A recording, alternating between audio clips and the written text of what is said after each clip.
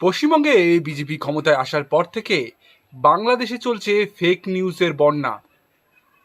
আপনি দেখুন প্রথমে এই ভিডিওটি।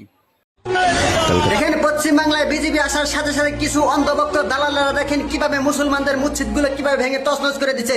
তাই আপনারা প্রতিবাদ করতে না পারলে এই ভিডিওতে দেখতে পাচ্ছেন এইসব ছোট ছোট ফেক নিউজ এবং পুরনো ভিডিও এখন বাংলাদেশে চলছে।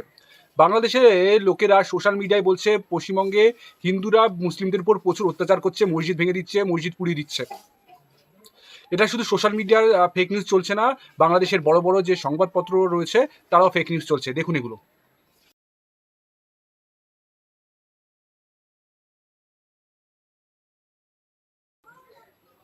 এই ফেক নিউজগুলো দেখে বাংলাদেশে আবার মিছিলও হচ্ছে। দেখুন এই ভিডিওটি। আবার এই ফেক নিউজ মিছিল দেখে আবার ছেলেপিলেরা উত্তেজিত হয়ে কি বলছে একবার শুনুন। ভাই আমরা ভাই সুজা বাঙালি মানুষ, এত প্যাচ মুসরা বুঝি না। তো ভারতে যদি মুসলমানরা নির্যাতিত নিপীড়িতই হয়, তো আমরা বাংলাদেশে হিন্দু মাইরালাম, অসুবিধা কি? এগুলি সবই বাংলাদেশের একটি প্ল্যান।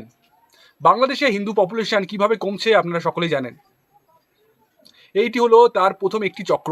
প্রথমে বাংলাদেশের সংবাদ মাধ্যম ফেক নিউজ ছড়ায়। সেই ফেক নিউজগুলি বড় বড় যে মৌলবীরা আছে তারা ছড়ায় এবং সেই ফেক নিউজ ছড়িয়ে তারা মার্চ করে, আন্দোলন করে এবং সেই ফেক নিউজ এবং আন্দোলনের দ্বারা অনুপ্রাণিত হয়ে ছেলেপিলেরা হিন্দুদেরকে অত্যাচার করে, তাদের উপর হত্যা করে, ধ্বংসলীলা চালায়, তাদের বাড়ি ঘরে।